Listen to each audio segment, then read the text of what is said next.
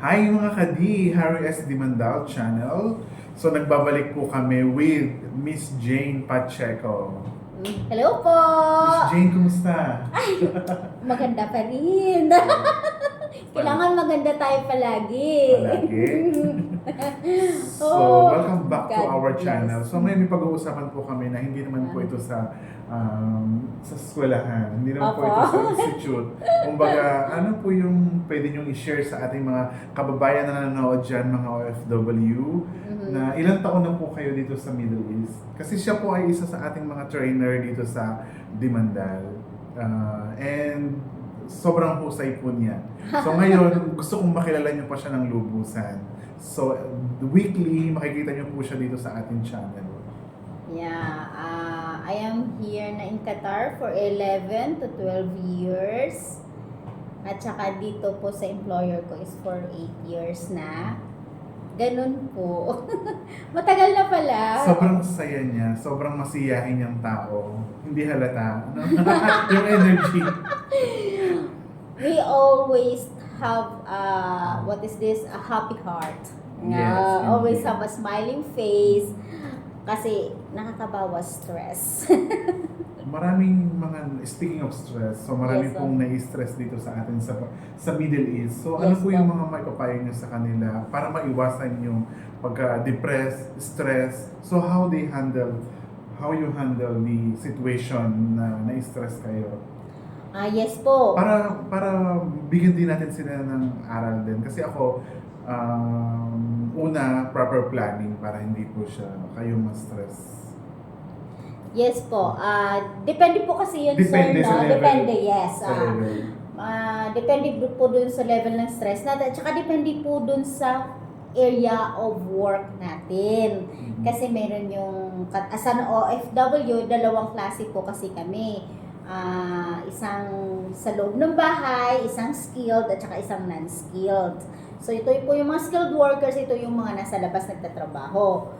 Ang non-skilled naman po, sila po yung nasa loob lang ng bahay. So may kanya-kanyang level ng stress. On the spot po ito ha. Yeah. Wala pong cut to. Kung ano po yung masabi namin sa aming vlog. So Yes, either ma-miss out nyo siya or subaybayan nyo po kami. Yes, Yes, Miss Jane. po. Yeah.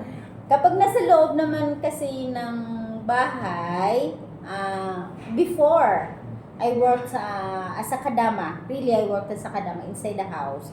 So, I know the stress there inside the house. Kasi, yung mundo mo, umiikot lang sa four corners of the house. Yun lang po palagi makikita mo.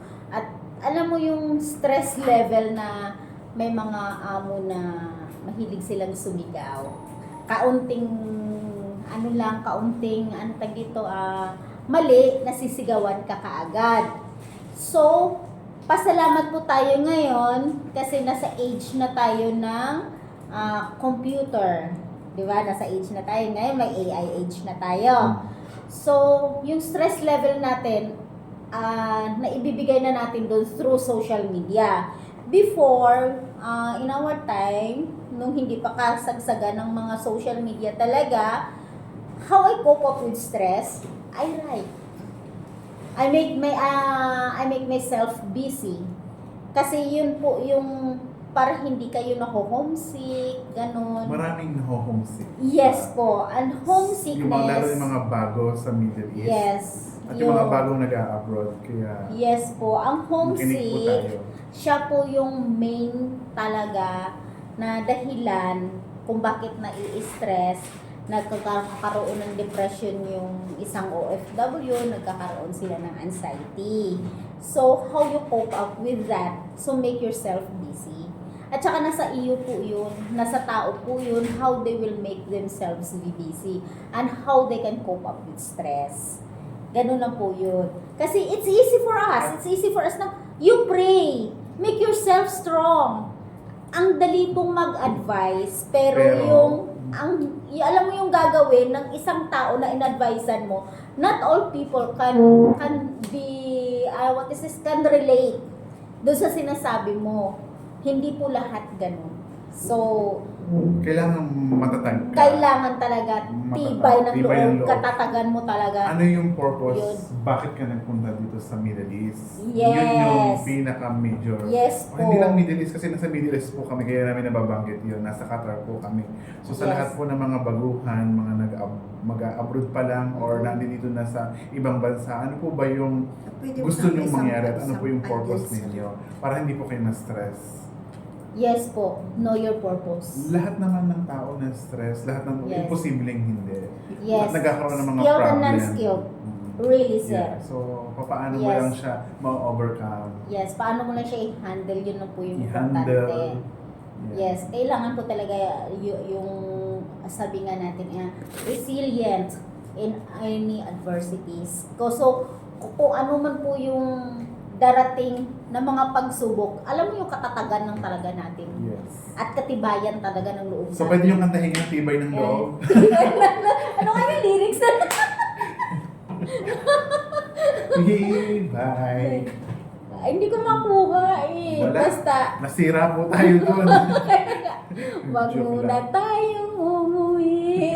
Masarap kumita ng Real. Oo. Yun na lang Hindi po lang muna. naman yun sa ano yun, sa money. Kung papaano yung, kasi habang nagkakaroon ka ng, nadadagdagan yung edad mo, parang doon mo na-realize na masarap din palang tumulong sa mga Yes. kababayan. Kahit yung simpleng salita lang po namin or payo. Yes. So, tulong na po namin yon or depende. Kung